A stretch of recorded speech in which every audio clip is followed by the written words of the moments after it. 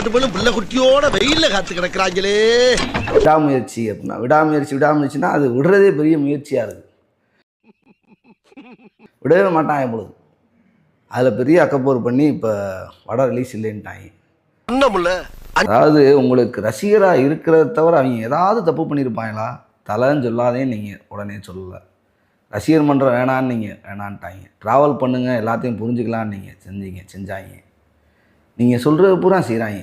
ஆனால் அந்த விஜய் ரசிகர் பூரா அவனை வச்சு செய்கிறாங்க. என்னடா அவன் தலைவன் படம் இல்லையா, அவ்வளோதான் வலிமை மாதிரி தான் அப்படின்னு பூரா ஓட்டி தள்ளுறாங்க. அனிருத் பாட்டில் கூட வந்துச்சு, கொஞ்சம் இருங்க பாய் அப்படின்னு. அப்போ புரியல, ஆனால் இப்போ புரியுது. கொஞ்சம் இருங்க பாய்னா படத்துக்கே கொஞ்சம் வெயிட் பண்ணும் உங்களுக்கு. என்ன செய்கிறீங்க?